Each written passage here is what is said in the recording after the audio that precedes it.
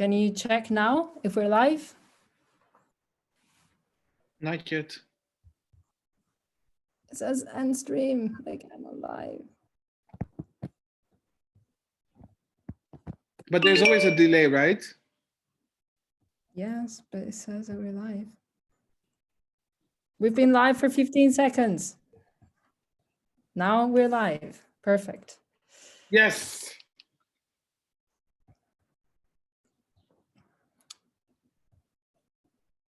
Okay.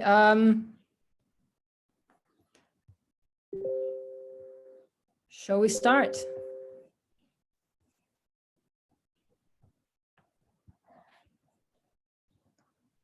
Yuri, your mic is off. Okay, perfect.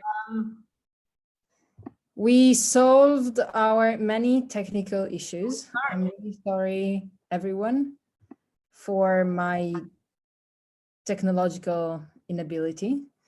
Thank you everyone for being here. And if anyone is listening, thank you for tuning in. I would like, first of all, to welcome today's participants to the panel on trans youth perspectives on the pandemic. I'm really excited and happy to see everyone here and for the amazing participation. I'm Matteo Bassetti. I joined Iglio a couple of months ago as Iglio as policy and research officer. And right now I'm mainly working on the Inclusive Education Report and Index and supporting Iglio's increasing advocacy work, mainly through panels such as this one's, focus groups and consultations. I'm a trans non-binary person, and apart from Iglio, in my free time, I'm also involved in trans activism in Italy. Together with my co-moderator, Yuri, we will introduce the panel and Iglio as an organization for the audience and go through some basic information so that you can navigate today's panel more easily. Yuri, the floor is yours. Thank you so much, Matteo. And hello, everyone. And thank you for joining us on this Friday evening. We really value that you're spending this evening with us. So my name is Yuri Yorsky, and I'm the board member of Iglio. Iglio, if you might have not known yet, we are the largest LGBTQI youth network in Europe. We are working directly with LGBTQI youth for 33 years already.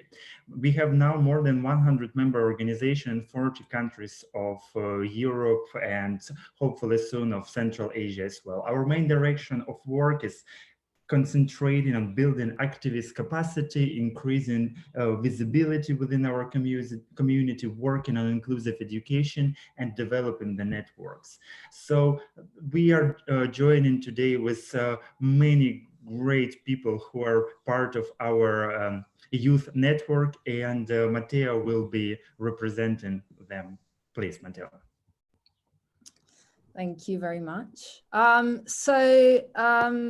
We came up with this idea of doing the panel because several reports that came out recently in the past weeks have stated we have seen a general stagnation in the advancement of LGBTQI people's enjoyment of rights in the region.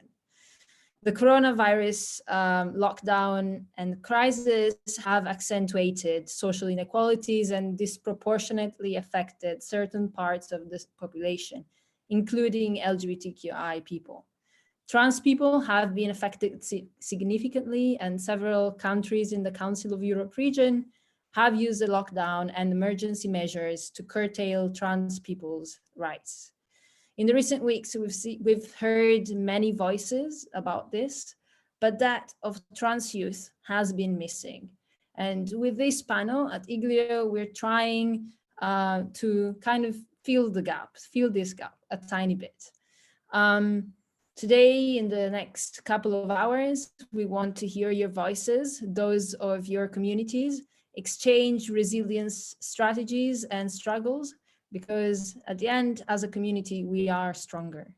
Now, on a practical note, for this panel, I'm going to do the more visible moderation, while Yuri, my co-moderator that you just met, will mainly support me if I get stuck moderate the YouTube chat comment section, select the questions for the panelists, and help us wrap up and summarize the discussion at the end of the panel.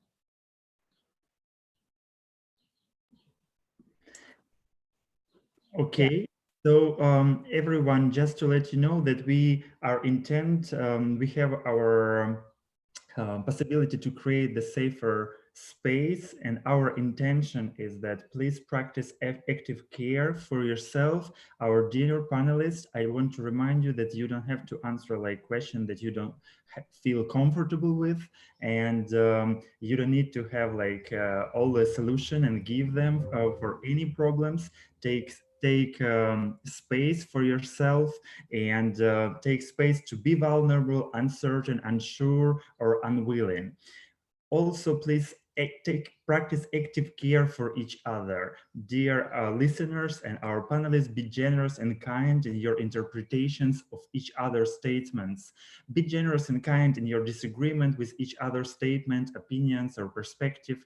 Trust each other's perspective. You are all from different countries and situations, and it's important to believe each other. And you do not have a duty or responsibility to correct also each other, our dear panelists. And also, please practice active care for audience. Use the contents warning as possible for description or mention, and we will check on that. So please, Mattia. Hello, okay. So the panel is structured in the following way. I'm just going to give you a general idea so that it will be easier to follow. So first we'll have an intro presentation by Louis, which I will present just in a moment. Then we'll have our first panel on trans youth, on how trans youth has been affected by the lockdown, by Julia, Topal, and Lynn. After the panel, we'll have a break, and the second panel will be on access on trans healthcare in times of COVID with Christian and Sophie. Last, we'll have an outro with Tina from Hungary. So you can find, we will post now the general structure of the whole panel in the comments. And after this very, very long intro, let me present our first speaker, Louis Asquith from Mermaids in the UK. So Mermaids is the UK's longest running trans child charity, and for the past 25 years has been providing support and assistance to trans and gender diverse children, young people and their families. Mermaids' overarching aim is to create a world where gender diverse children and young people can be themselves and thrive without fear of prejudice and discrimination. Louis uses pronouns they, them, and is a non-binary lawyer, currently head of legal and policy at Mermaids. Their work is focused on ensuring trans youth voices are heard and ensured the rights are not rolled back. Their work is domestically focused, with a growing capacity to work closely with European partners. The floor is yours. Thank you. Matteo. Thank you. Hi everyone. Yeah, my name's Louis Asquith. My pronouns are they and them. I'm head of legal and policy at Mermaids, which, as you've just heard, is a UK charity that provides domestic support to transgender and gender variant children and young people. It's a real pleasure being with you all today, and thanks to Iglio and in particular Olav, Yuri and Matteo for having Mermaids for such an important conversation around trans youth and specifically allowing a UK perspective on the pandemic crisis. And before we go into specific detail around certain issues, I just want to say that it's horrendous seeing the devastation that COVID-19 is causing around the world and the particular impact it's having on the LGBT populations. The only light in this dark time for us at Mermaids is that we feel that this pandemic is bringing us closer to others. This new virtual way of working is developing a new dimension to the phrase, we are all in this together. We stand with you all during this period and after this period. We hope that this period of time is the start of a closer alliance, an even closer alliance, and we are sure it will create a newfound strength that we all very much need. I've decided to focus my opportunity to speak to you for a few minutes on the three following issues within this short presentation: healthcare, legal gender recognition, and the media. All, of course, within the context of trans and gender diverse use within the UK. We'll be briefly looking at the pre-COVID situation for trans youth, as well as what the future looks like, which includes a reflection on some incredibly worrying statements from our current Women and Equalities Minister. So to start, I'd like to offer you a glance at what the UK looked like before COVID-19 in respect of those three areas I've just identified. So first, in relation to healthcare, access to trans-specific healthcare for young people was limited. It required an individual to be supported either by a primary carer or an appropriate professional, and then usually by a GP. If a young person is referred on or was referred on to the only national healthcare public pathway for young gender diverse people, then they would face a wait of around 22 to 26 months before they received their first letter for an appointment. As you can imagine, this was and still is leaving many trans youth in the UK in a very difficult and distressing position, unable to access the healthcare or support they needed, and only able to seek support from the third sector, which is heavily under-resourced. Finally, not long before lockdown started, a case was granted permission in the High Court that is challenging a young trans person's right to consent to affirmative healthcare under the age of 18 without a court order. This is deeply troubling and comes at a time of growing anti-trans rights litigation within the UK. In respect of legal gender recognition, those under 18, whether they identify in the binary or not, were unable to apply for change of legal gender. And in respect of the media, trans children have been the focus of considerable media attention in the UK now for some time, but it's spiked since the 2018 government consultation on the Gender Recognition Act 2004 for England and Wales. The press has become a hotbed for hostility around trans young people. Research shows that press mentions transgender children around 23 times more in 2018 to 19 compared to 2012. While transgender children themselves are less likely to be abused directly by the press, the organisations and individuals who support them are questioned and subtly discredited. A lot of stories deny the genuineness of trans children simply existing, and the suggestion is often presented that if a trans young person is allowed to transition, that this should be deemed abuse. We know our young people are seeing this, and we know our young people are being impacted by this. And it's with genuine sorrow that they are growing up in this reality currently in the UK. Looking ahead briefly, first in respect of legal gender, it won't come as a surprise to you that young people are still unable to change their legal gender. But even more so, there's been a clear indication from government that any reform to the Gender Recognition Act will only apply to adults. In respect of the media, the COVID-19 crisis has caused a complete shift in the media landscape, with very little making the editorial grade if it isn't directly relevant to the average person on the street trying to make sense of the viral outbreak.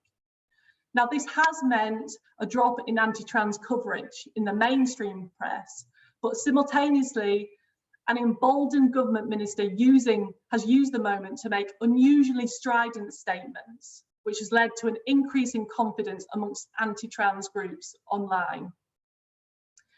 And in respect of healthcare, the pandemic has aggravated the state of healthcare, a healthcare system that was already under so much strain. Our young people are now being subject to even more delays, and many are currently unable to access the treatment that they vitally need. We do not know when this will change.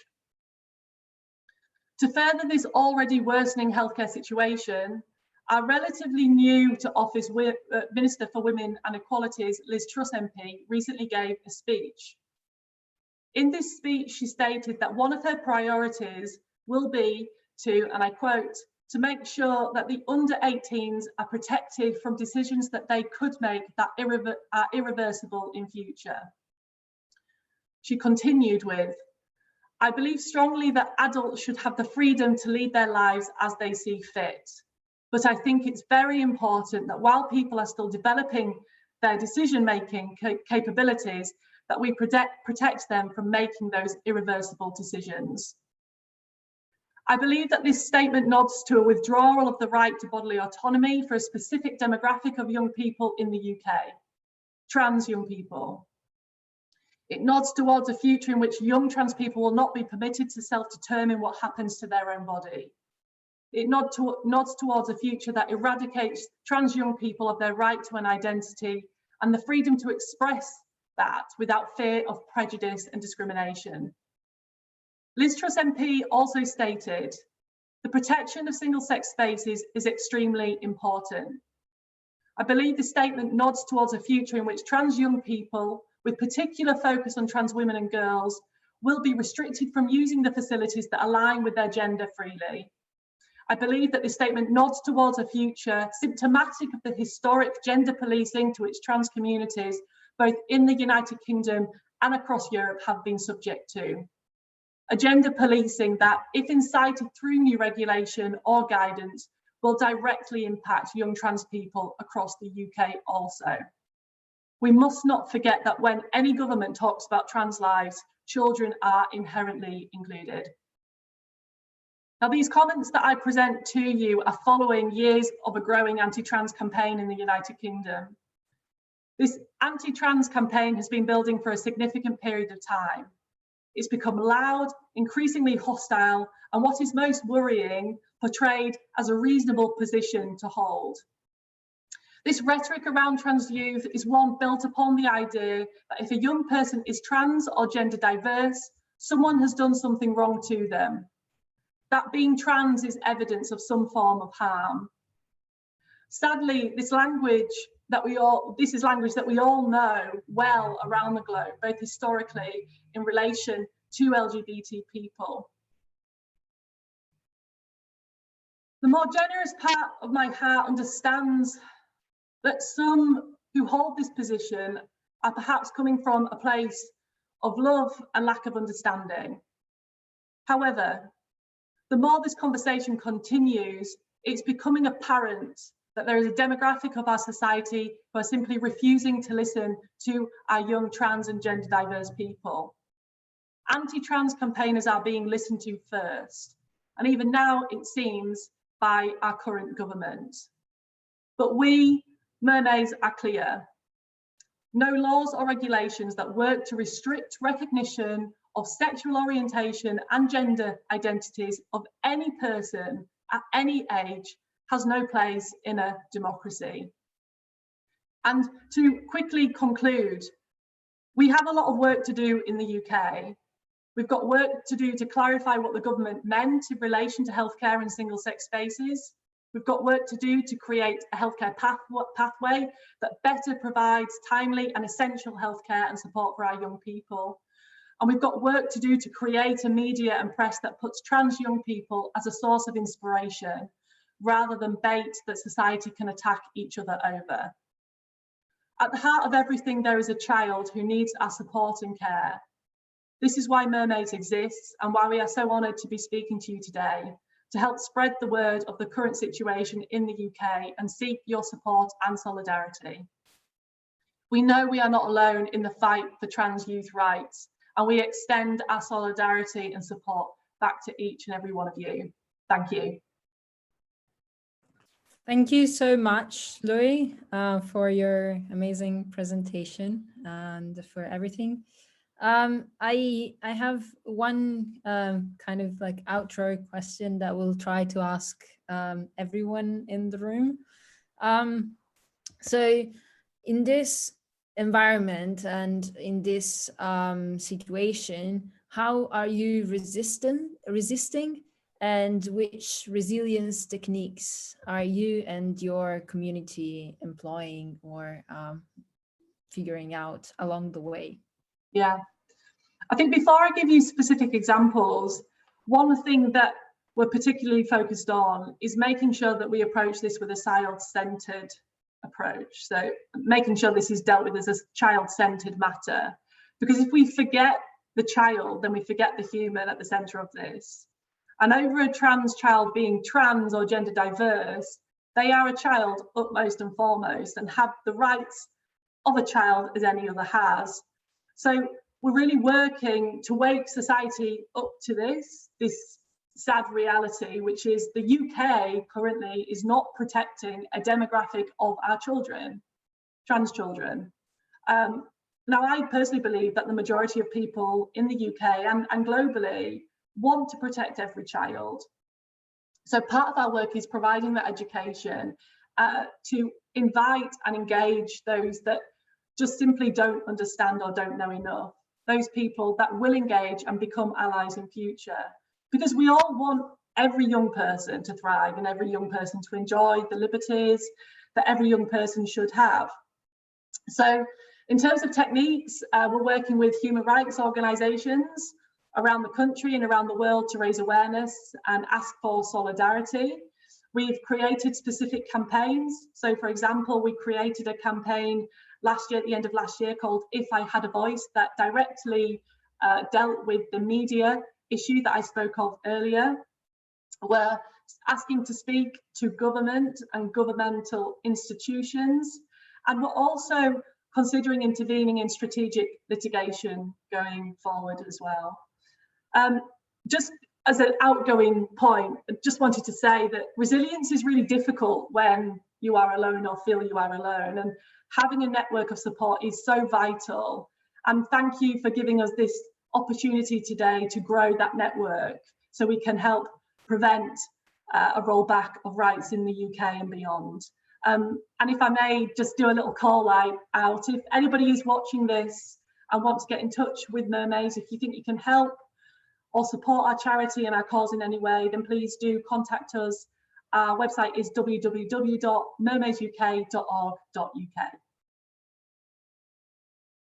Thank you so much. Thank you so you. much. It was a great introduction to, like this, to today's session. And yes, indeed, the purpose of today is to create a network, to strengthen our network, our existing networks, share our experiences and also resilience techniques. So thank you very much. Thank you for having me. Thank you. So today we decided to bring together and highlight the voices of trans youth organizations coming from different areas of the region, because we think it's really important to share them and for people to share them with each other. So for me, one impressive issue has been how the anti-gender and TERF movement has been developing and targeting us in such similar yet very different ways across the region in the past years. And how both governments and hate movements have responded or used the emergency measures and COVID-related, issues in really different ways.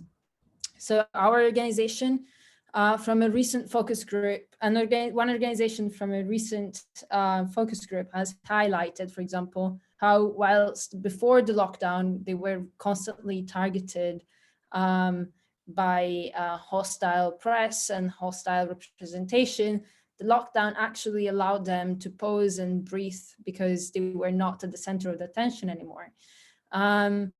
And this panel, this specific panel, has the aim of understanding how the situation was before and how it has developed in different ways due to the lockdowns, and also how the community has been able to resist.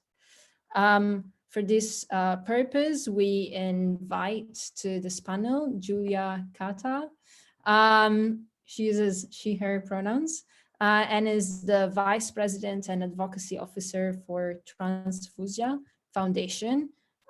She's a psychologist, co-running support group involved in several researchers and training. She's also a former member of IGLIA. Transfusia Foundation is first and the oldest organization, trans organization in Poland.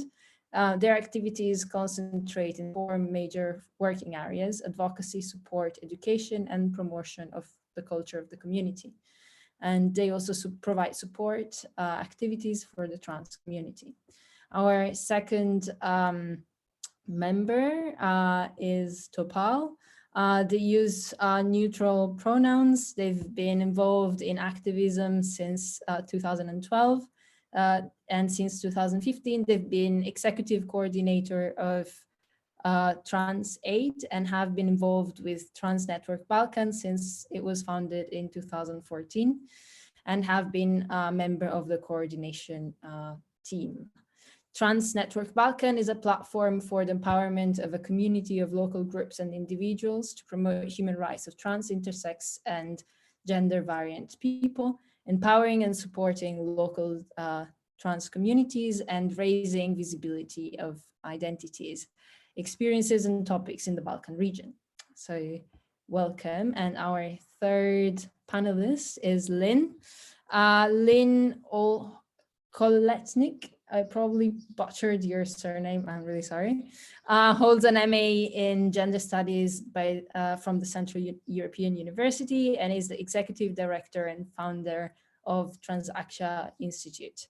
They have been involved in LGBTI activism since 2006 and have been leading Transaction since 2014, which is also when they joined trans activism within the regions of the Balkan and on the European level.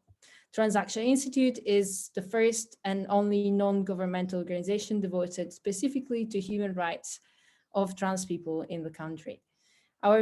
Their mission is securing visibility of trans persons, and topics, empowering trans persons, and contributing to the capacity building of trans organizations. So thank you all for joining me. And for being here. So in this panel, our goal is mainly to focus on how trans youth has been affected differently and similarly in the Balkan and Eastern European region.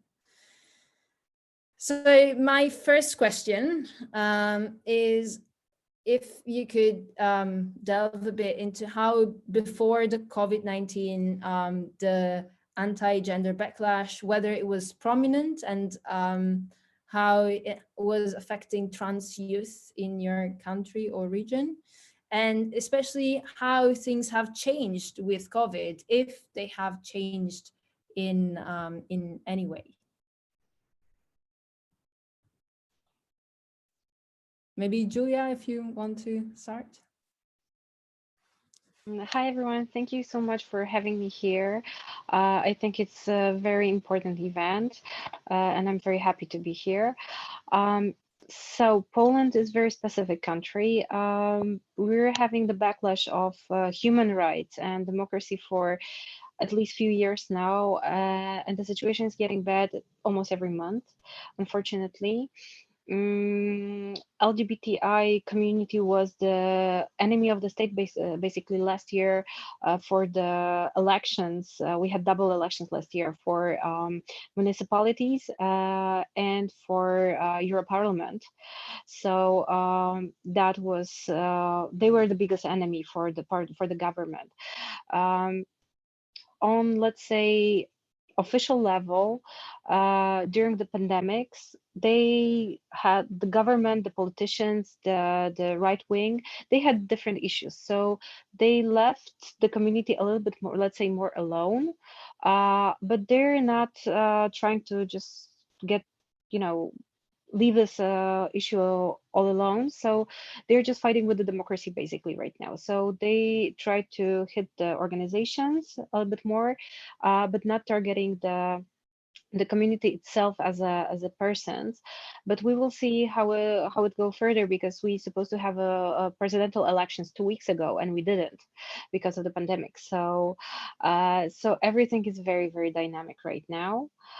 But unfortunately, on the lower level, the community is not in the greatest situation right now, because all the surgeries, most of the visits with the doctors are postponed or canceled because of the COVID. So you might not know, so I will make a very short comment. Poland is one of the countries which requires mental diagnosis for trans person who would like to go through the transition. So in the situation when the hospitals are closed and most of the doctors canceled all the visits, all the process just got much longer than it already is. Also, the courts are not working. So because in Poland, you have to go to the court for the legal gender recognition and you have to sue your parents for that. So everything is postponed. Probably they will unfreeze the courts next month. So and it's not specific code for court for trans community, it's civil code. So there are so many cases there, like divorces, family stuff, personal stuff. So so we can be quite sure that it's going to take a lot of time before everything will go back to normal. I know that the doctors who are performing the top surgeries for the community, they all decided that when they can start the surgeries, trans people will be in first. They will not do any other surgeries. They will try to put everyone who's up for this operation in the first line. So hopefully everything will start to be in, let's say, new normal quite soon. Thank you. Okay, thank you very much. So maybe if the others can still also talk about how the anti-gender backlash has changed during COVID and all of these kind of things.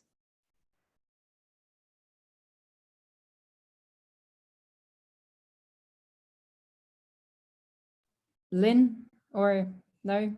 I know, you decide. Hi, it's just a bit hard to know who's going to start speaking, so maybe just give us the word.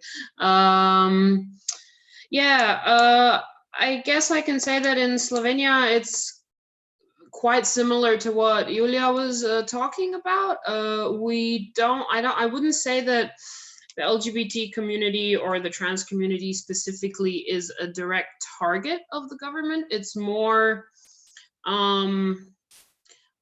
and like a never existing thought, or a very, very backward thought. But yeah, obviously the anti-gender movement is strong here, like it is in the whole region. I don't think that has changed. I think it has gone a bit silent now, like you've already been talking, Matteo.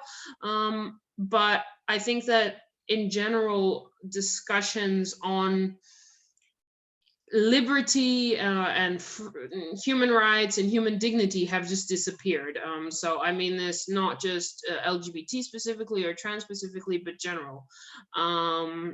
And Slovenia, I don't know if you've been following or not, because usually we're not a country that's really talked about in international media. But recently we have been seeing some stuff. There's basically 2 weeks before Slovenia declared a pandemic, there was a new government, which wasn't even elected, but it just, the former prime minister resigned, and then the new prime minister now is someone who has been in prison before, and he is basically urbanizing Slovenia. So we are in a there's a big uprising happening here, like on a national level, related to resisting autocracy. And obviously,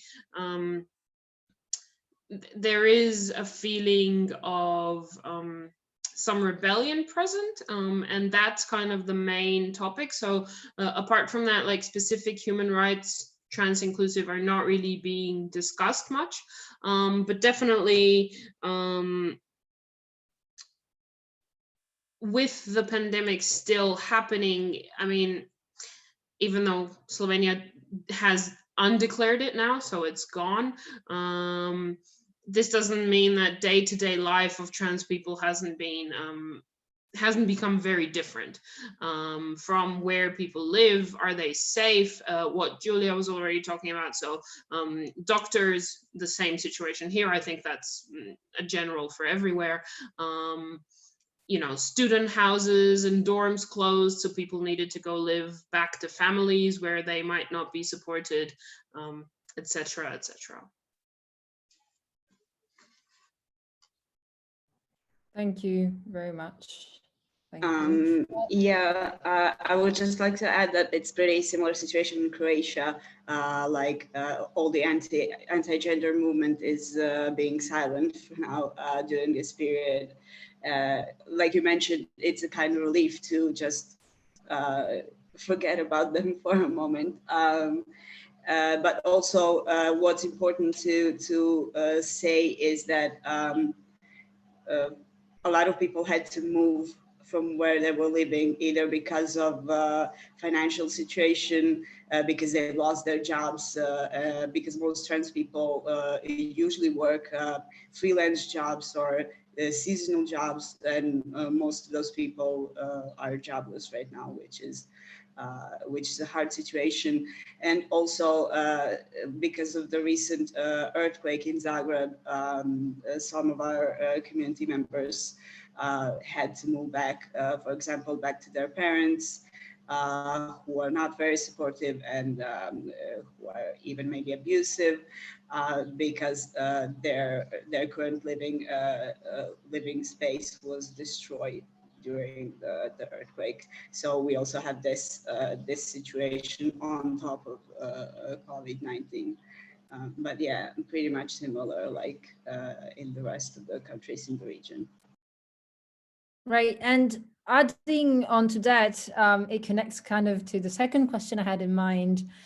So one of the things that I've been trying to figure out also through focus groups and stuff is whether there have been any specific programs or initiatives to prevent or protect trans youth from domestic abuse and or homeless, for example. So in the relief, like within the, you know, the relief for and the emergency plan for COVID and the lockdowns, have trans people been taken into consideration? And for example, in questions of homelessness and domestic abuse from partners or family. If Topal, you can continue on that. It was really interesting. Thank you. We did, when it comes to TransAid, which I work for in Zagreb, we are in constant communication with the community. So we kind of know what's going on, and we are trying to support them online because there is no possibility to gather right now. There is now, but we are still trying to figure out how to organize it, because our space that we have is not that big, so we don't have means to obey all the measures that we're supposed to obey. So we're kind of working around it technically.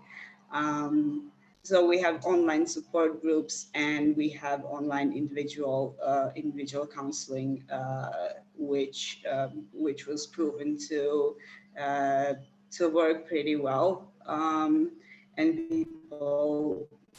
people are really in need of that, especially because we lost safe spaces, physical safe spaces that we used to have. When it comes to government, there are no initiatives of helping trans community dealing with the situation. Even our healthcare professionals, who are somewhat friendly, there are 3 or 4 of them, even they seem to be reluctant to take an initiative and actually incorporate this support for trans people into the system. So basically, we are on our own, and I believe this is the case in all of the countries in the region.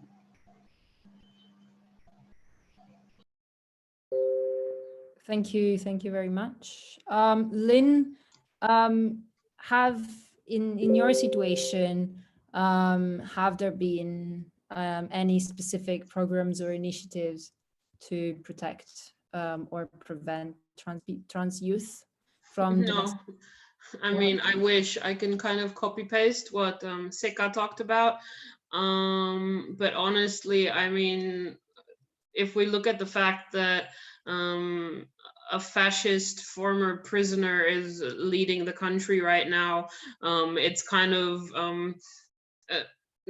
there's no way that there would be any pandemic relief for any minority happening, because like people are literally, they're getting fined for protesting between 400 and 4,000 euros for putting their paper-made footprints in front of the parliament. That's the space we are in now. So things are very, very dire and extreme. So no, definitely no relief. But what I have seen, to not just be very negative, even though that is the reality, is a lot more I guess softness with each other within the community, and creativity and solidarity. For instance, I've seen people because there was also a big limit to how you can use pharmacies, hence how you can access hormones. So people have been sharing them, or even some people who had COVID had other trans people go pick up their medicine, and then they gave them a bit of their hormones. We have also, for instance, this was the first time that it happened, that someone reached out to us who was not only a trans woman far in isolation, meaning up some hills where there was no access of transport for her, but also, Sek already said, most trans people have lost income, especially young ones, because all their jobs are very precarious. So people have reached out that they are in need of food and like basic hygiene, and we've been doing fundraisers for that, and that's been going really well. And this doesn't go to say that people didn't need this before, but it was the first time that they reached out. So I guess, and the response was really good. But generally, no, I unfortunately cannot say that the government has done anything positive or anything that's not horrendous in the past period. Okay, I think Seka wanted to say something. Yes, if I just may add, just to emphasize how much governments support us. There is also an issue with trans activists and trans organizations who have projects from their local governments. For example, in Montenegro, they've lost their project has been stopped for 2 or 3 months. I'm not sure right now, to be honest, but it was stopped. And now those people who were paid through these projects don't have any income at all right now. So this is also an issue. Governments are either stopping the projects or announcing that they are not have any money in the budget for NGOs this year, or even next year. Okay, thank you. Now we're like Julia for the question before. So whether there have been any specific programs or initiative to protect trans youth from domestic abuse and home. Yeah, just before jumping to the question, just one clarifier, because I saw the comments on the YouTube. I have to say, all the surgeons are performing the surgeries. They're private practitioners. It's not in the public system. So I think this is also worth mentioning, that that's their decision and they didn't have to do it because it's like real money for them. So that's one thing. And going through the question, well, the situation is similar. People are losing jobs. People are unfortunately facing the domestic violence. Also, very important thing, and I think we didn't like spoke about it yet. It's school, because like all the tutoring, the schools are just like moved into online. And we know there are a lot of youth ones who are still in the system of schooling, and they have problems with online classes, that there's their dead name there. The teachers are refusing to use the name they're preferred, they pronoun. There's sometimes they are out to the class because the class didn't know that they are trans and they were using a different name. And then on the online meetings, they have different ones. So that's not very safe and easy for them. And some teachers are just refusing to change the name, which is like super easy and like not anyhow legally difficult. So that's also the thing.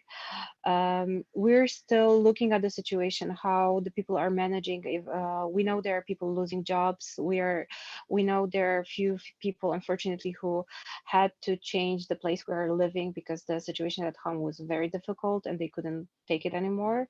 But in Polish context, I think the most difficult situation might be just now, not through the pandemic itself, but afterwards. We will see how the country will work, and it's not easy to just to predict everything, especially in the political climate right now.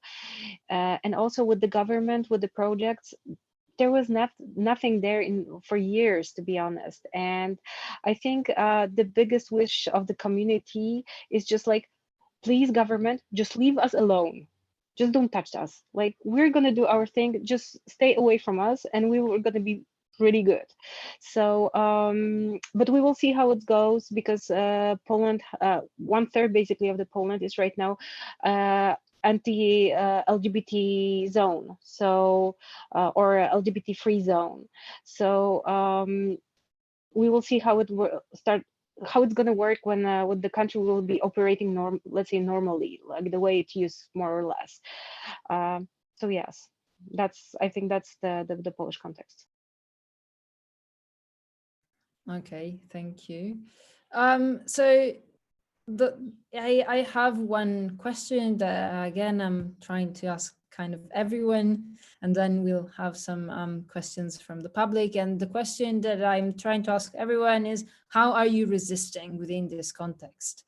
And which resilience mechanisms are you and your community trying to adopt? Because I think that this is you've all described hard situations, and I think that in this it's good to find common strategies to share on how to resist and support our communities. So yeah, if Lynn can start. Yeah, sure. I mean, I think that for us, it was very crucial to have a very quick think about how to stay very present. And I think it's really worked for us, because I've observed with various local and also international, and I don't mean just LGBT specific, but general initiatives and groups have kind of disappeared. I mean, everyone has their reasons why, but yeah, for us, our main goal was to stay very present, to move everything we can online, and this has worked really well. Actually, a lot of people are now joining our online events and going to our services even more than before. A lot of people have made it very clear that now, because it's decentralized, because it's online, so not everything is in Ljubljana, it's a lot easier for people who are not in Ljubljana to attend. And we have already started planning changes to our regular program post-COVID due to this insight.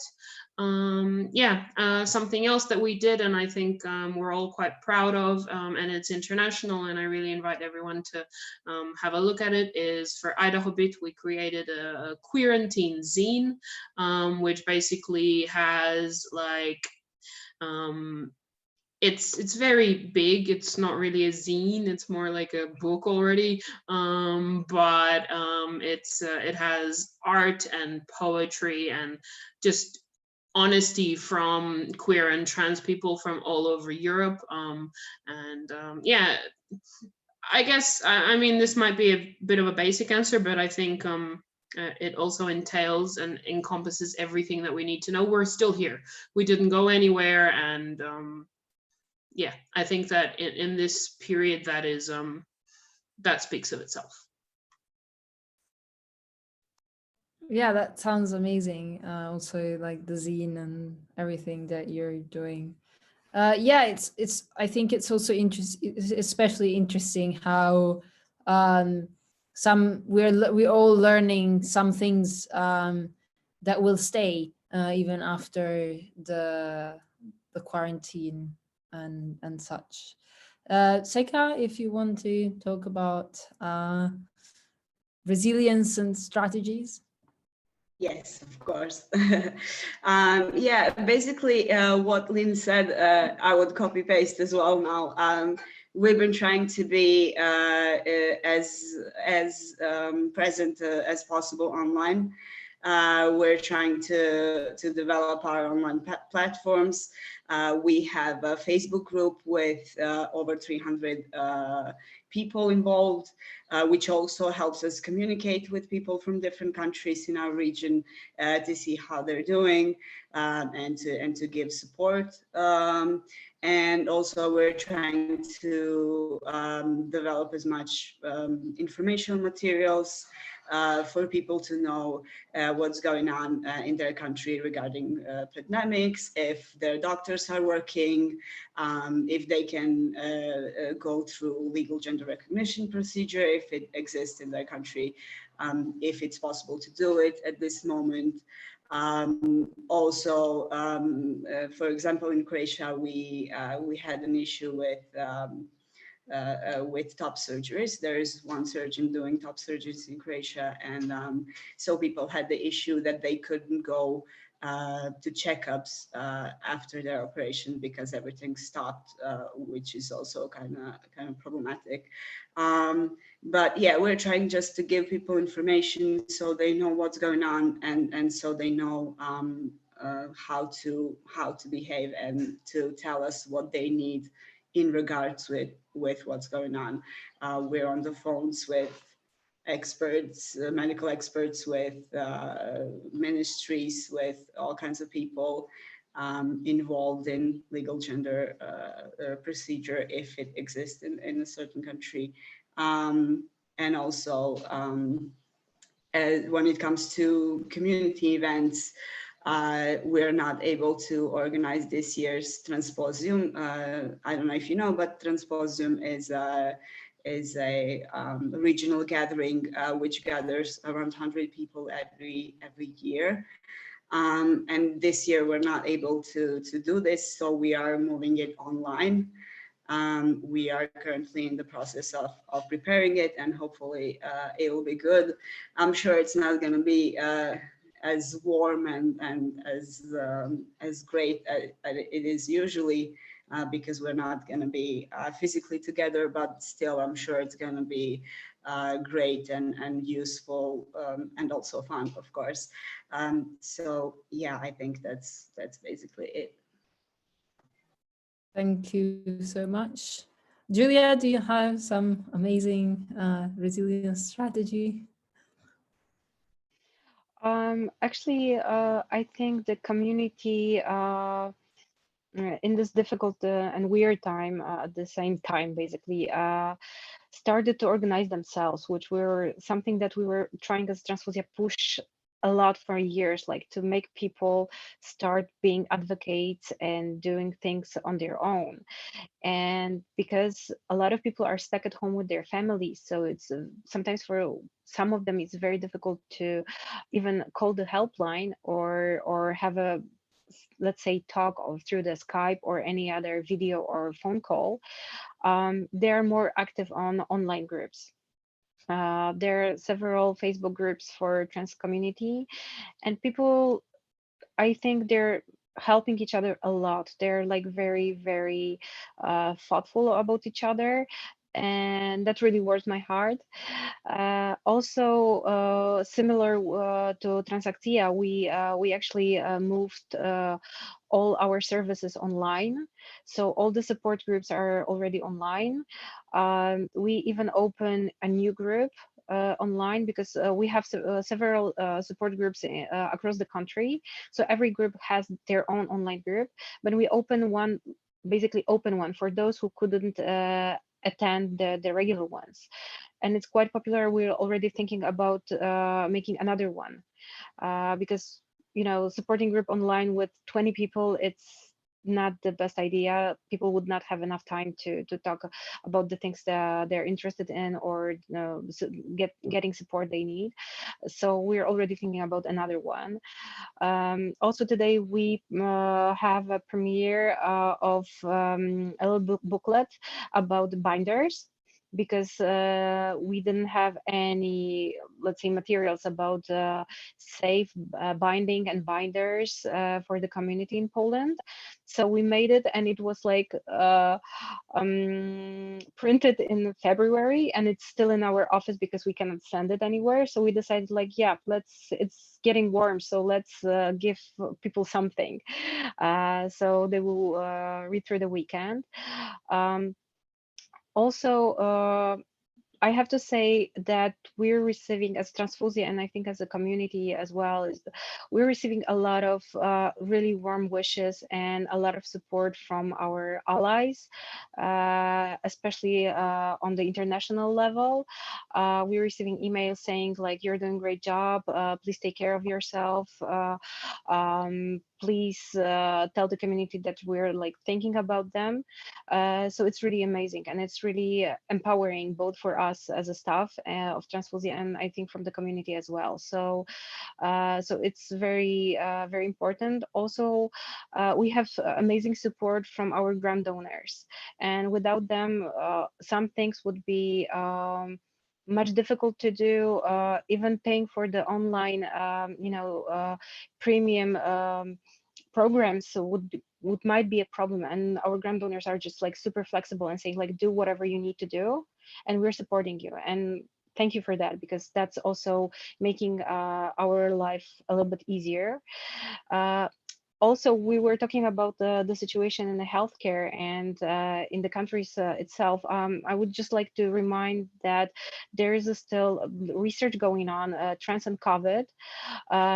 And it would be amazing if people could fill the survey, because then we would have hard data to go through and make the reports, and we would see what really happened and how we can you know, take the things out of it and just like start doing another things in our work. So I hope you could just paste the link on YouTube. Yeah, I think that if you share the link with Yuri in the chat, then it will be possible.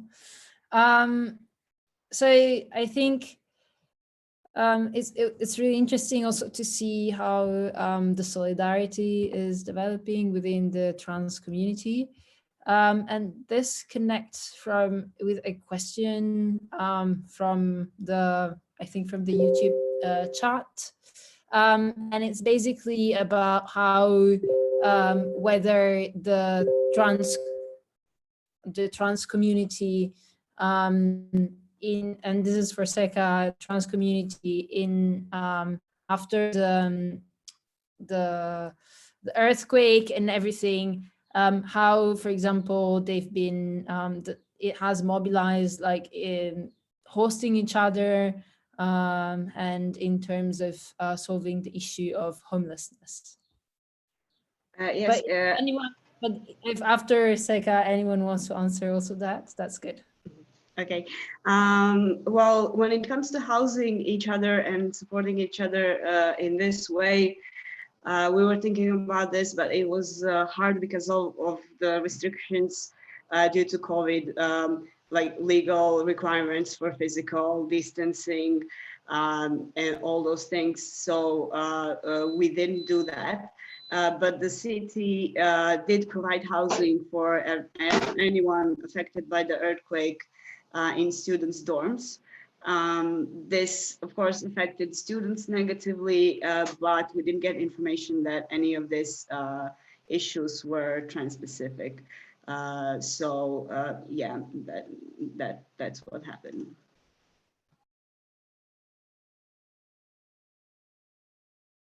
Okay, thank you so much. Yeah, I think Lynn, if you want to, if anyone wants to add something, otherwise I think we are done with the questions, I would say.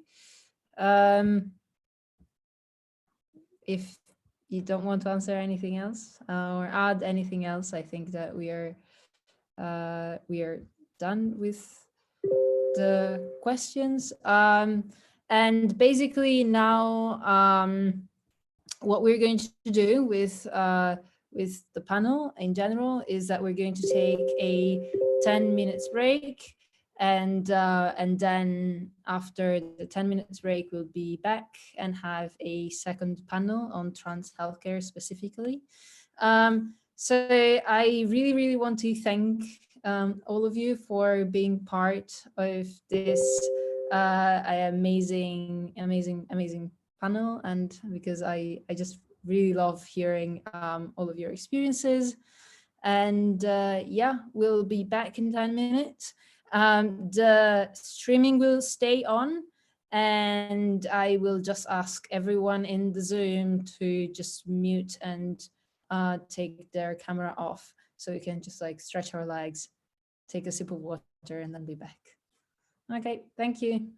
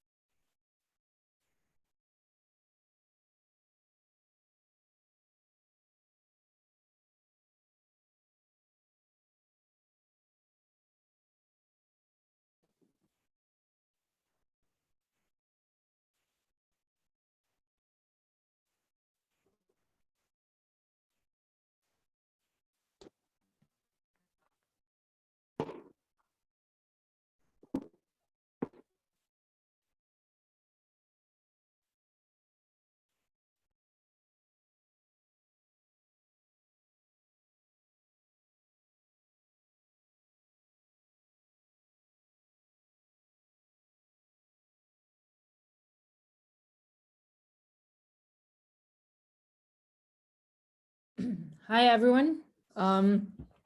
We're back online. So I'm going to introduce the next panel. So the next panel will deal with the issue of accessibility of trans-Pacific healthcare in times of a pandemic. So the pandemic has collapsed or nearly collapsed healthcare systems in many countries of the region.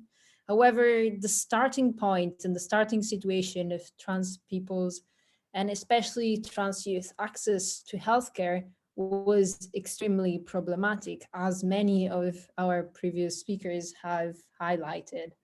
We start from a situation in which trans healthcare is not accessible in terms of time, discrimination, or economic accessibility in most of our countries.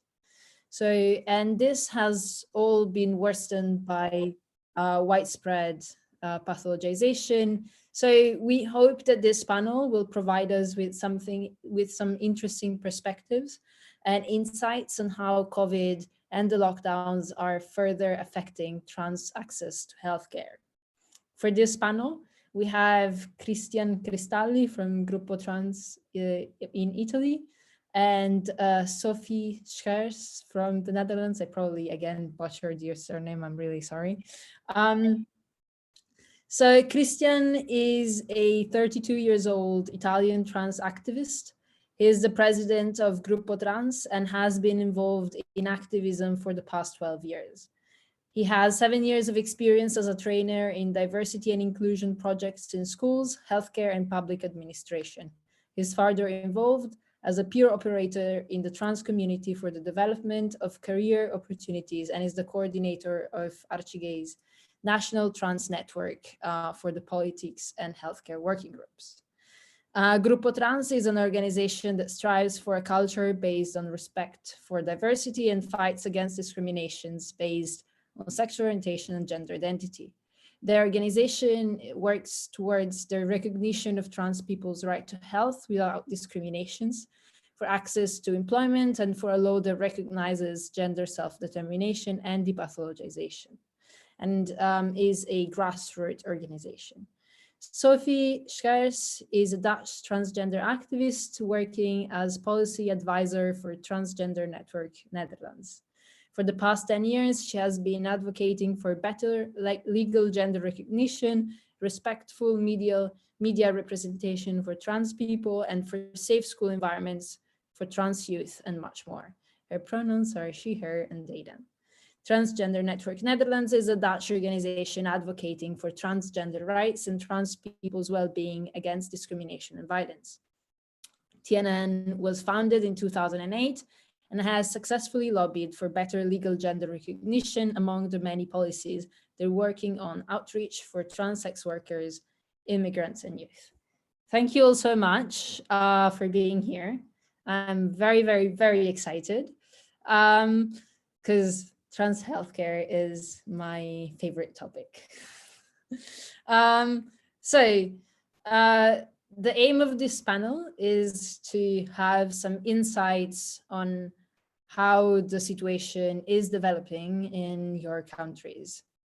So I have a first question that is, how has COVID affected access to trans-specific healthcare? Starting obviously from where you were before. So Sophie, if you could start, that would be great. Yeah, hi. Well, the situation before wasn't that well. There were many waiting lists in actually with all organizations providing trans healthcare and mental health support. There was a program started on tackling this issue. Behind it, part of it is, of course, pathologization, which is still not really recognized within the Dutch trans healthcare as a big problem, but people are changing. So that started, but in the actual healthcare, it wasn't yet felt by people who needed the trans healthcare. So it's only the thinking process that started about depathologization by trans health providers. So the waiting lists were there. People had to wait 18 months to 2 years almost to get access to mental health support and medical interventions. With the COVID outbreak, that means that those people who are already on the waiting list, part of them will get extra months to that waiting list, to that waiting time. What's unclear, and I couldn't find out, is if because what did go on was the seeing your therapist and things like that by phone or by video calling. If that also was the case for people who could start their therapy or treatment. So that's unclear, but I can imagine that it probably took a month before that was really addressed by healthcare providers. Another issue is probably at the start of getting access to trans healthcare in the Netherlands. You need a referral, and because you need a referral from your general practitioner, and general practitioners, well, most of them didn't see clients, and making a phone appointment is, well, maybe even if you haven't ever talked about it, it's not something you easily do over the phone. And I do fear that a lot of people who needed the referral, although they would get on a long waiting list after that, but also didn't get the referral yet and might not get it for a couple of months because they because they do have to do it by phone, and this will stay like this for a number of months, I expect, because general practitioners only see their clients personally if there's physically a really important reason to it. And then for surgeries, well, all surgeries have been postponed. I think a number of clinics will start after June 1st with surgeries, but actually everything is postponed, and that means for the waiting list that there's a lot of people extra waiting, and well, we do know that the waiting list has already been research about this at the end of last year, that it affects mental health of trans people significantly. Thank you very much for the overview of how the situation is going in the Netherlands. And so now I would ask the same question, Christian. So how has COVID affected access to trans-specific healthcare in Italy? Thank you. Okay, thank you for this precious opportunity of today. As you know, Italy has been one of the first countries in Europe to face the impact of COVID. And this emergency has amplified some structural deficiencies of the Italian healthcare system, especially for transgender people. First of all, I need to tell you that in Italy, trans people face the fact that there's no recognition of the use the use made by trans people of the hormonal treatments. trans hormonal treatments are classified in our medical records as treatments for diseases belong to cisgender people. For example, testosterone is prescribed with the indication male hypogonadism and estrogen for menopause. For this reason, we are not protected in Italy by pharmaceutical companies that for their own profit purpose regularly stops drug production lines as they want, because treatments in Italy are not considered primary for the health of the people, of trans people that have been sterilized to achieve documents that can represent their identity in the social interaction, daily social interaction. The most problematic issues in Italy is the lack of the access point for trans people. In Italy, we are not covered at all. You can count the access people in your hands in Italy, 10 points more or less. Also, the transport are not good, and some trans people, especially in the south, and sometimes trans people travel kilometers and spend their own money to get on the access point. This is a huge issue that, since in Italy there is a protocol that obliges trans people to undertake a series of sittings with a psychologist and a diagnostic real life test. This was important to focalize. It's an important focus. In addition, coming now to the matter of coronavirus, lockdown restrictions have led to the suspension of any outpatient services, the delay of hormone therapy, plans approval, counseling services, and the suspension of surgeries. In Italy, hormones can only be supplied by endocrinologists. If you don't want to pay for a drug like Nebid that costs you 2,000 euros per box, you have to go to an endocrinologist in the public hospital. And unfortunately, all the transgender access points in public hospital were closed during COVID. The only service available was the supply of hormone drugs with given only to people who had an approved hormonal treatment plan.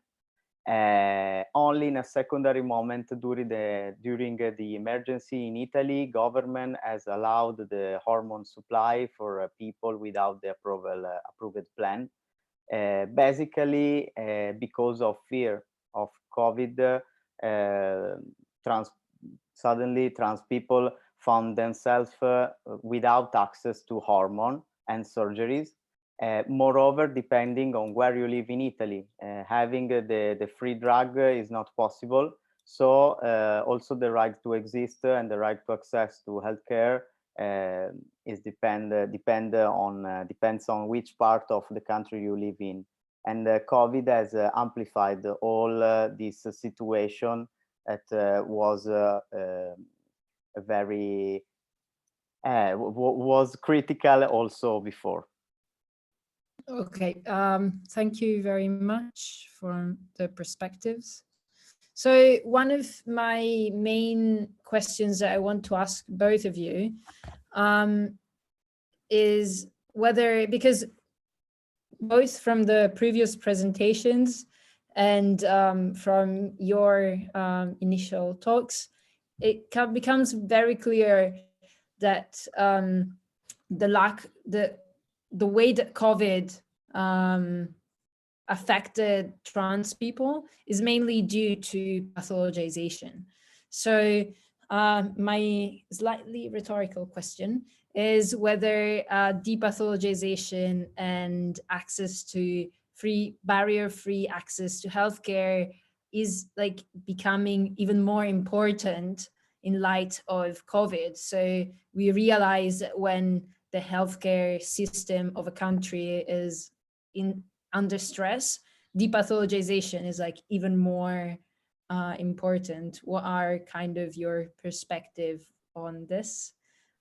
Again, starting from Sophie, thank you. Good question. Well, I do believe it's become more imminent that healthcare providers really make an effort of depathologizing their trans healthcare they provide. The problem with the COVID outbreak is that also a lot of healthcare providers themselves do fear getting sick, and when they need to prescribe hormone treatments like that, they of course you can have a phone call, you video call, but you also some people need to get their blood work done. They need to also have all kind of preparations before starting hormone treatment. Are dependent on contact between a healthcare provider and the person themselves, the trans person. I don't know if it could have been picked up any sooner, the trans healthcare, the medical trans healthcare. But the thing is, of course, before you get there now in the Netherlands, you are talking to a therapist for 6 months who has to call you and doesn't have to forget you or get sick themselves. And the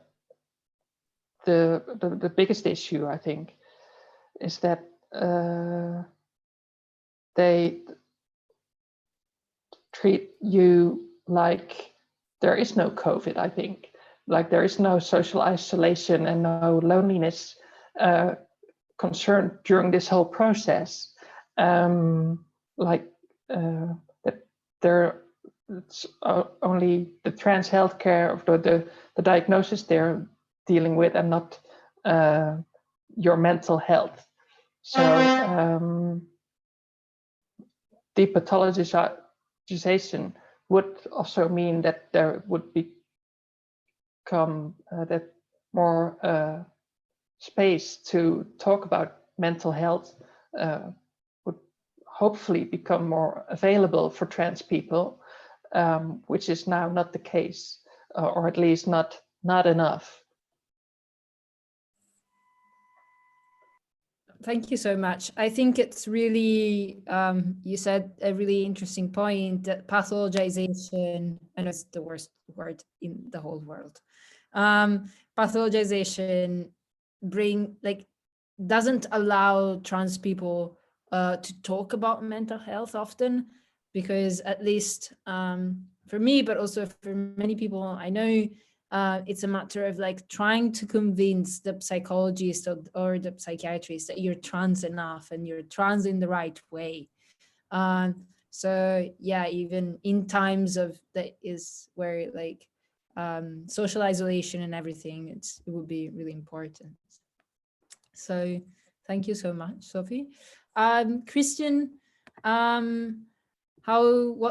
what are your thoughts about depathologization and COVID, and if COVID made it more urgent to have depathologization? Pathologization and the healthcare gatekeeping is a serious obstacle for trans people in Italy. We have the so-called HONIG protocol, which is a cisgender pharmaceutical lobby, that this protocol dictates a mandatory psychological path that can only be provided by professionals, only HONIG approved. In time of emergency, many sessions have been postponed, have have been attended by Skype or other similar tools that yeah, okay, not the same. The psychological situation of transgender people in also in familiar context is get worse by segregation at home. Many families not welcoming towards their trans members. Also because stigma, because pathologization can improve this kind of family dynamics.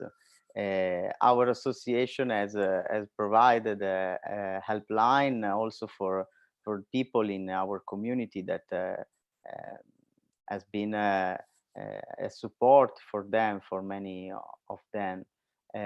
We will absolutely free ourselves by pathologization and protocol that now in Italy we have to face. Okay, thank you very much. Face with. We have a question from YouTube. So the question is, how is the situation of access to healthcare and social support for young trans people in the north of Italy and in Lombardia specifically? So Christian, obviously. Sophie, if you have an answer to this. We are in contact with all Italian trans association. We try to do network as much as we can because in this time of emergency, all is so grave. Adesso mi aiuterai tu. That's difficult. It's a difficult situation. So Lombardia now is trying to rialzarsi, to sistemarsi. In Lombardia, they are trying to do the best to get the better condition, but now the situation is very critical. Also here in Emilia-Romagna, where I stay, in Bologna, we see, in Italy, we say, stiamo navigando a vista. We're going, we're trying to go day by day.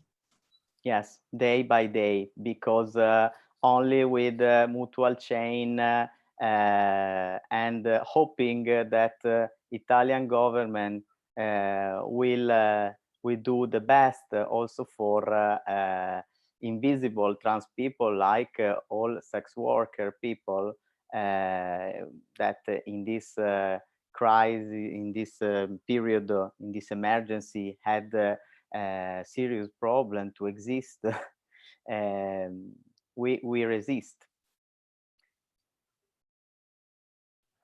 Thank you. So I have a last and then a few more, but like a last question that I really want to ask, and I think it might sound really stupid, but I think it's important to ask. That you are aware, are trans people being discriminated when trying to access COVID healthcare? Because we know that a lot of countries are making difficult decisions on who's accessing healthcare. And so there is discrimination, we already know that, but there is discrimination against old people. There are many discriminations that sometimes are justified, sometimes are not. So that you're aware of, are trans people being discriminated when trying to access COVID-specific healthcare?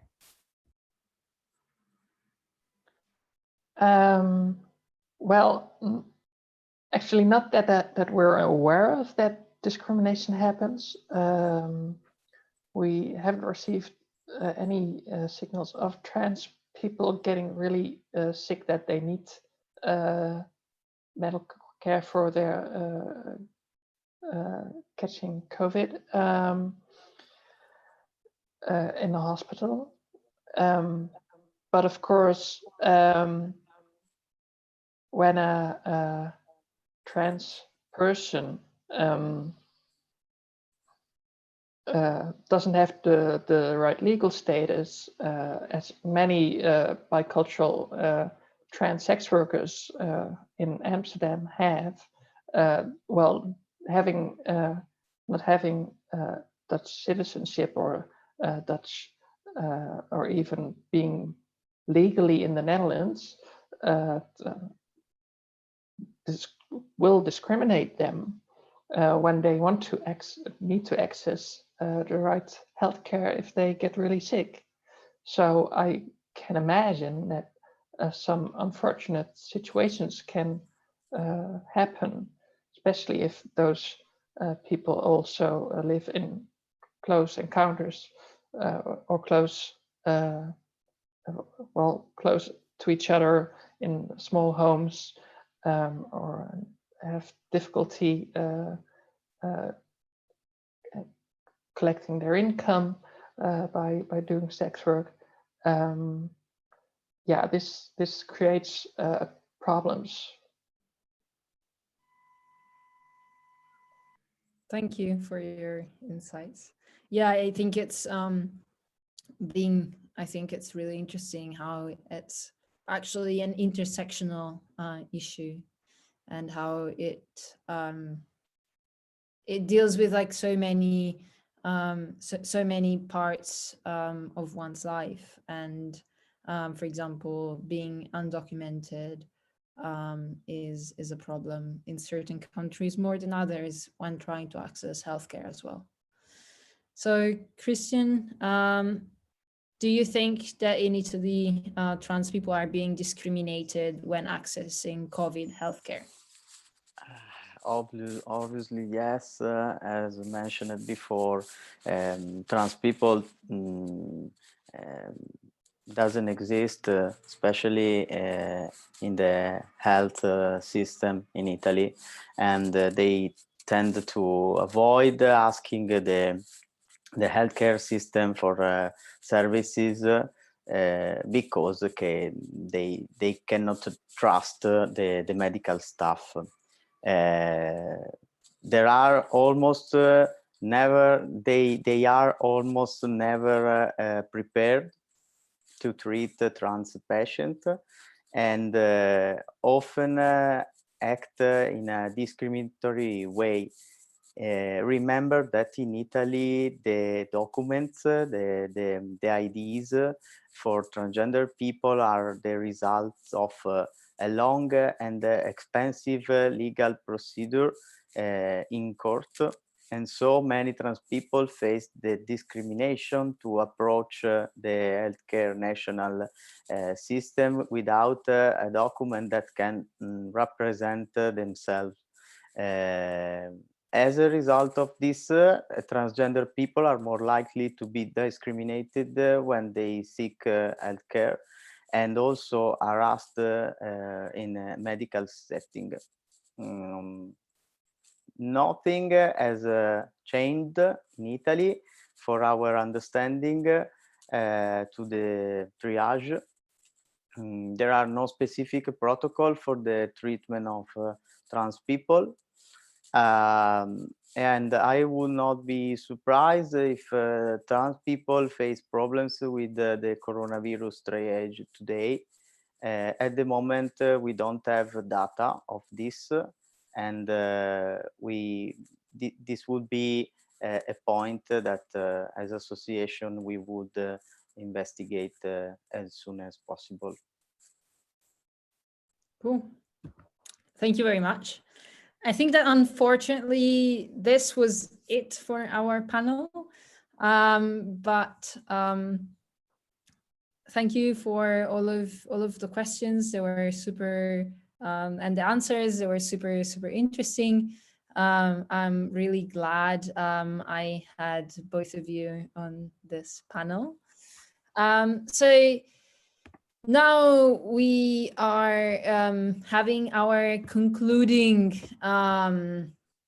speech from Tina Orban from Transvanilla Transgender Action from Hungary.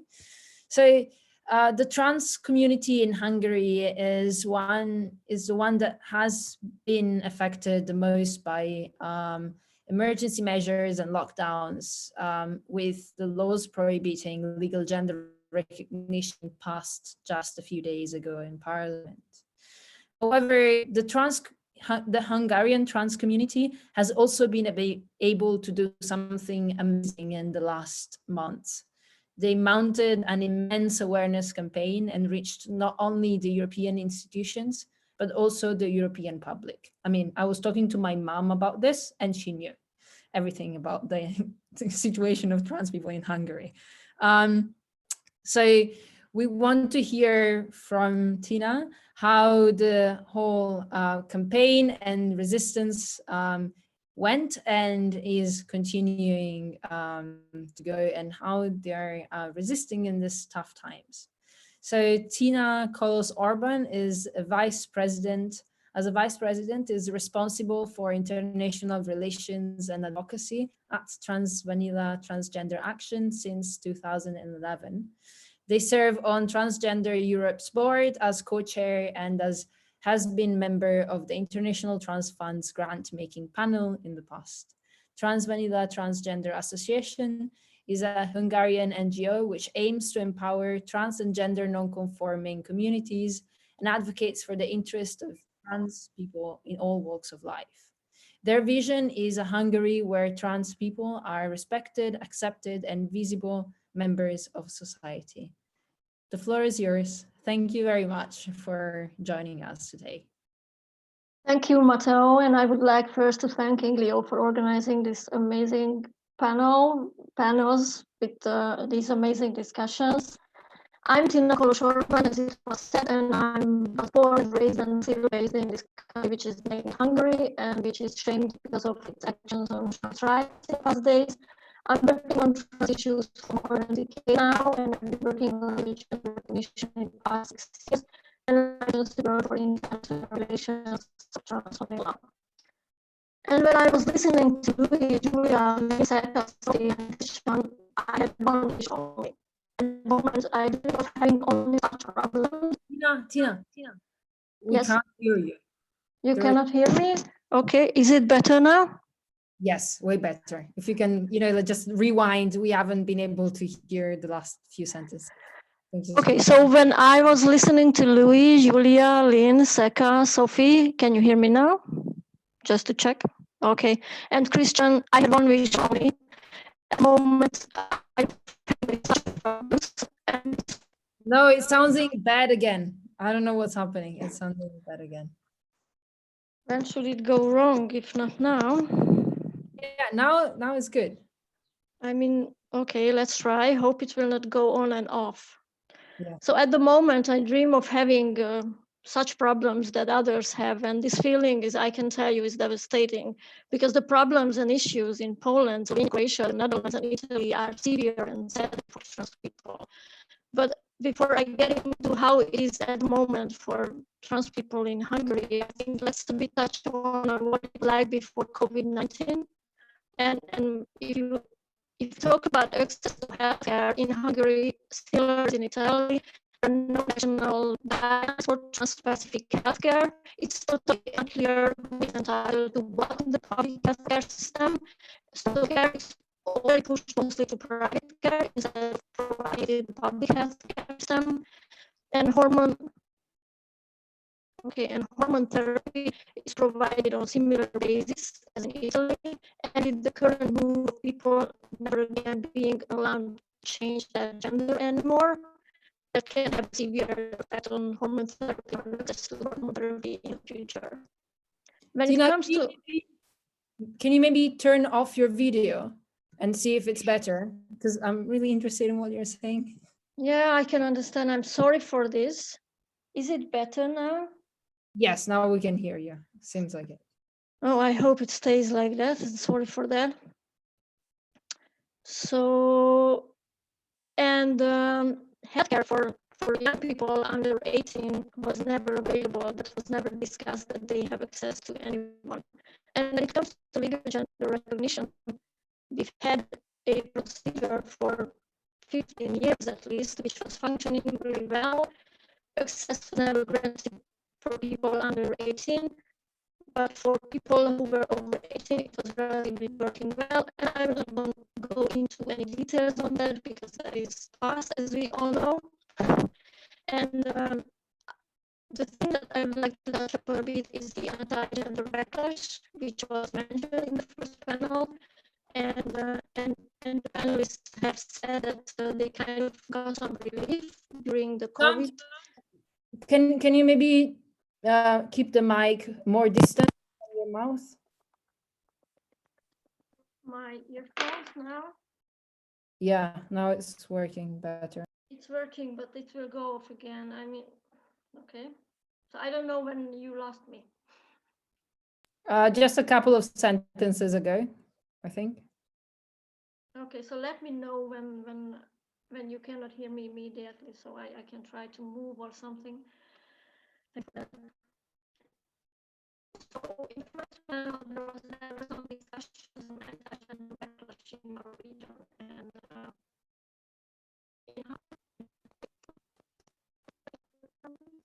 these backlash was stop the attacks on gender going on. In other regions,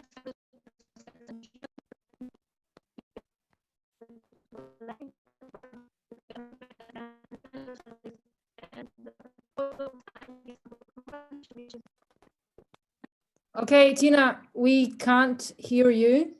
I think if you have something written that we can maybe read on your behalf, because it keeps going off and it's really hard to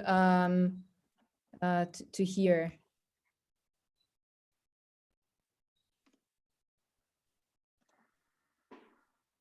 If you can send it to I don't know, to Olave, if you have notes or something like that.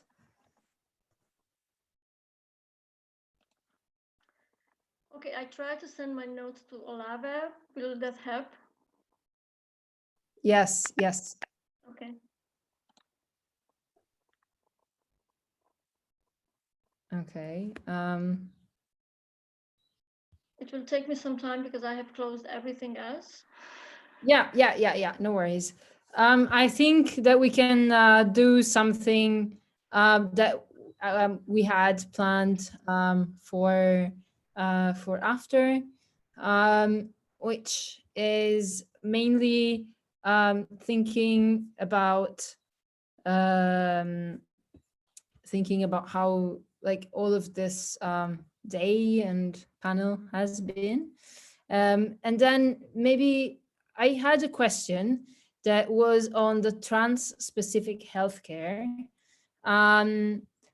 And I would like to ask it to some other speakers that we had throughout the day. Sorry for picking on all of you. So I would like to ask maybe like Seka and Julia and Lynn, if they think that like the trans people have been discriminated in COVID triage decision in your countries.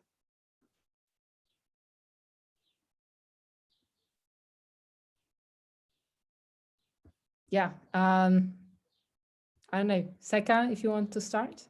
I was about to, so yeah.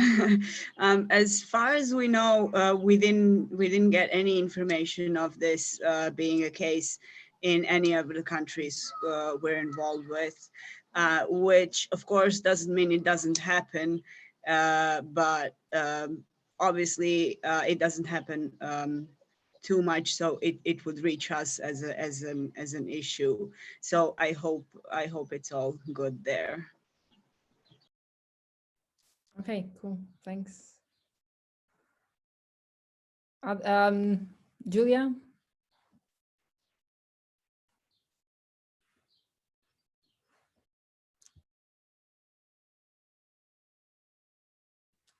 We can't hear you. Still, no, it's still off. Unmute.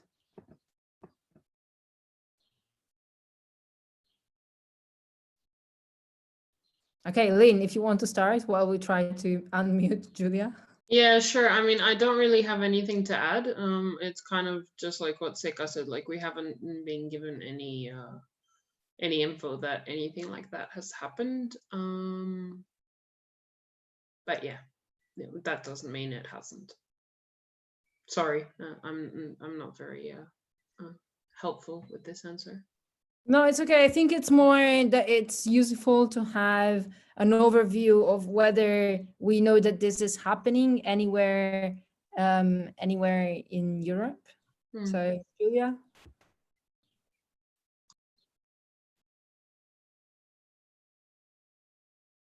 Julia, we can hear you.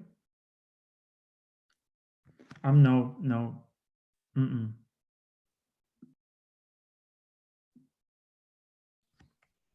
We cannot hear you, Julia.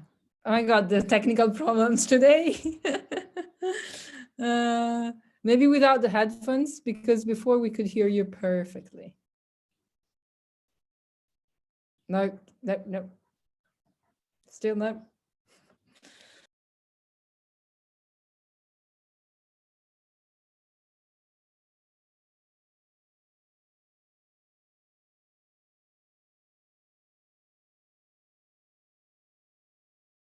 Yeah, it shows that you're on mute. I don't know what's happening. But I think, so I think that one interesting thing. Okay, I think that we have the statement from Tina from Hungary. I don't know.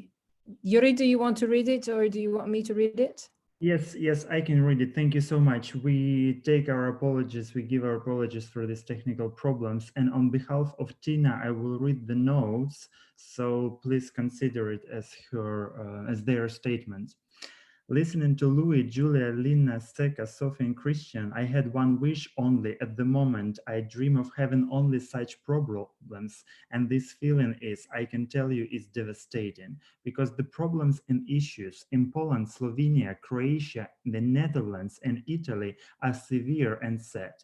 Before COVID-19, access to healthcare was unclear who is entitled to what. No national level guidelines.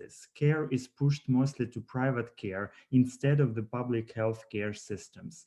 Hormone therapy is provided on the same basis as in Italy, with no one being able to change their registered sex anymore. Legal gender recognition, anti-gender backlash and gender introduced to the language, banning of gender studies, Istanbul conventions and so on. These are the notes, right?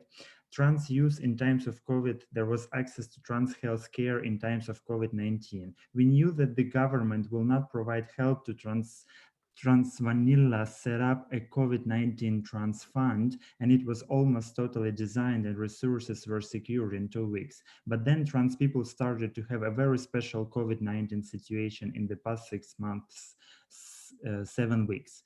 On 31st March, Deputy Prime Minister Zsolt Semyen submitted an omnibus bill that sets out that sex on national ID card would be replaced by sex at birth, and firmly states that sex at birth may not be changed. The Hungarian parliament voted in favor of the bill 19 May and outlawed legal gender recognition in country.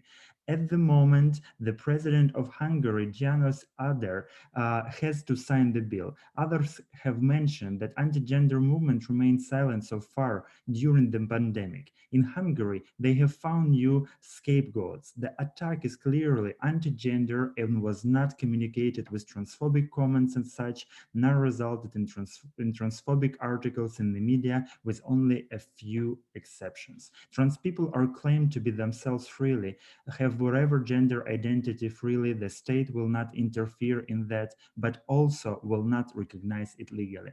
Why was international support needed? So the successful mobilization of international support in the fight against Article 33, but there was lack of mechanism to fight the law in the country. So parliament situation now is fragmented and invisible community and society. We have lack of solidarity, no support inside of the country. We notice the shrinking space for civil society. Outrageous move, and we want to raise visibility and want actors to condemn it, so other countries will not want to follow. Council of Europe, European Union, United Nations, NGO, thank ILGA Europe and TGU, mention OII and INGLA, who are also helping us to cope with structural issues in the wider LGBTQI community and provide support also to us activists and persons.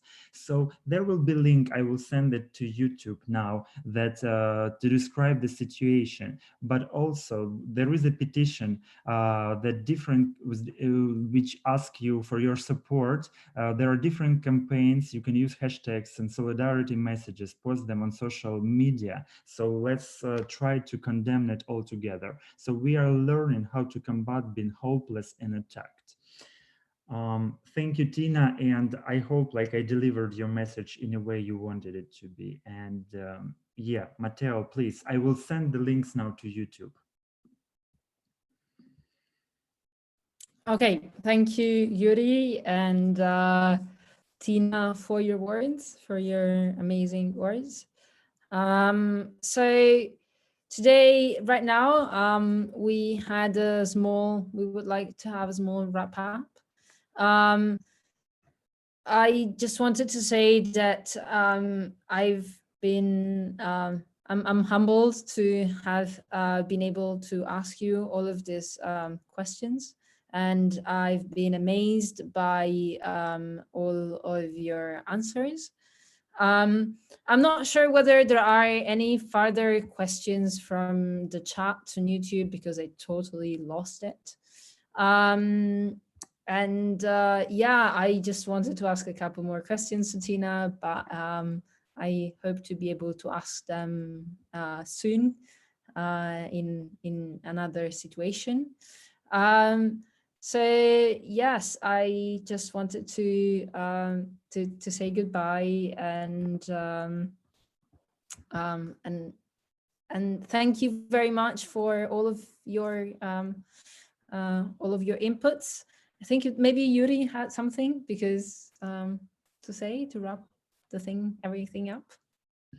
Thank you so much, Matteo, and thank you again, everyone, for all of our panelists. On behalf of ILGA, we want to thank you for your important work and your contribution to our community. We appreciate your taking time on this Friday and spending this evening with us. So we just like great works, big words of solidarity and support that we stay stronger together. And just thank you so much. Yeah, the general idea is this. I think that today, what not surprised, but what was really interesting was how, yes, the situations can be so different and yet so similar at the same time, and how our organization, our community and our organizations can benefit from communicating also through panels such as this one. From my side, it was really nice, the environment that we had going on, and that everyone was able to share, well, apart from Tina, properly, but yeah. So hopefully we'll hear from them soon as well. So thank you so much. And I think that I will log out. Thank you, everyone. Bye. Have a good evening and great weekend. Bye. Bye.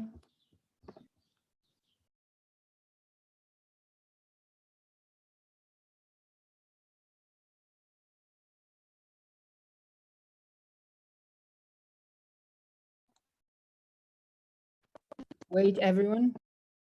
And can you hear me perfectly now? Yes. Oh God. I had a really bad day and it didn't make it any better.